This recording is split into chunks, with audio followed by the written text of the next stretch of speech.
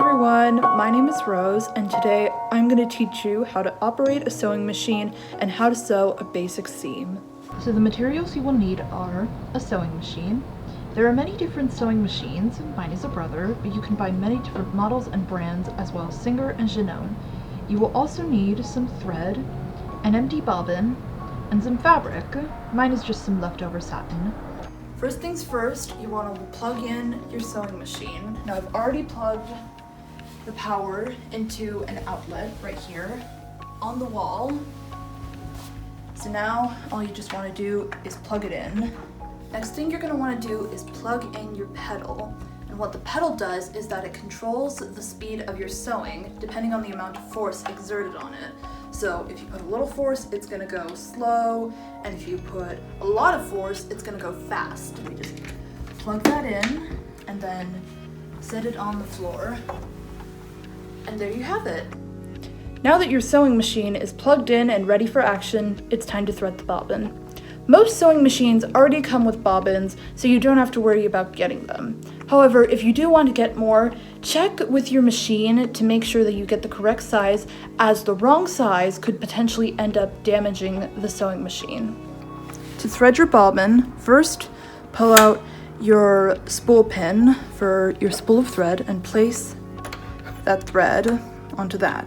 Then what you want to do next depends on your sewing machine, but you're going to want to thread the thread underneath the thread guide and then wrap that same thread around the pre-tension disc, which is this small silver button. Now you're going to want to thread your bobbin, and the bobbin has a small hole on the top, so you're just going to want to put your thread through there like so.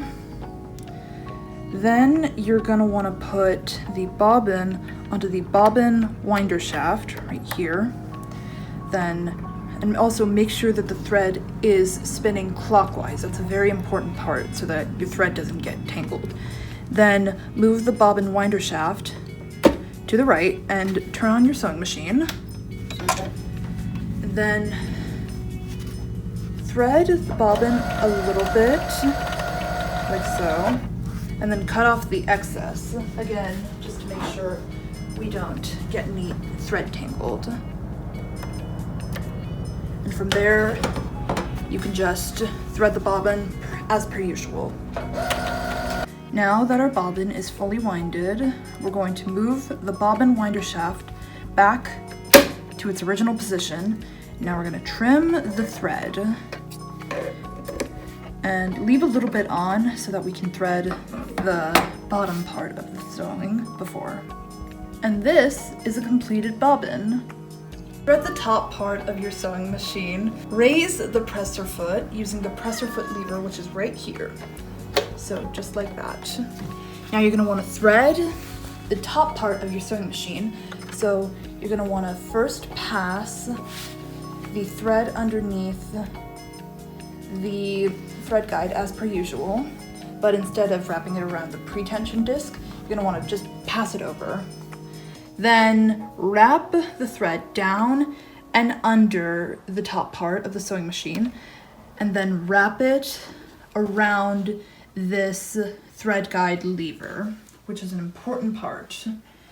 So then you're going to thread the needle itself, pass it under this little bar to help guide the thread. And then from there, you can just thread the sewing machine, like so. To thread the bottom part of your sewing machine, you first want to take the cover off the bobbin chamber, like so. Then place your bobbin in, and make sure the thread is spinning counterclockwise. That's a very important part. Then just spin the thread underneath and around,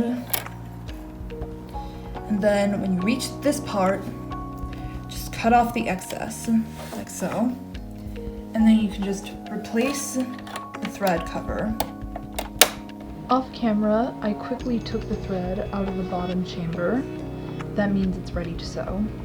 Unlike the threading of the machine, the sewing part is actually quite easy. You're gonna take whatever fabric you want. This is just the satin we talked about earlier. Put it underneath the presser foot.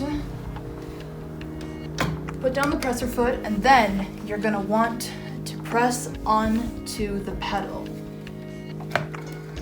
And as you can see, it is sewing.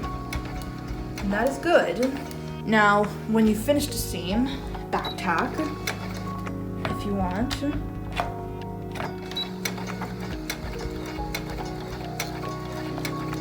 And then once you're finished, just raise the presser foot, take the needle out, and then just trim the additional thread. Here's the finished seam and a sewing project. And that's it. Thank you so much for watching and have a great day.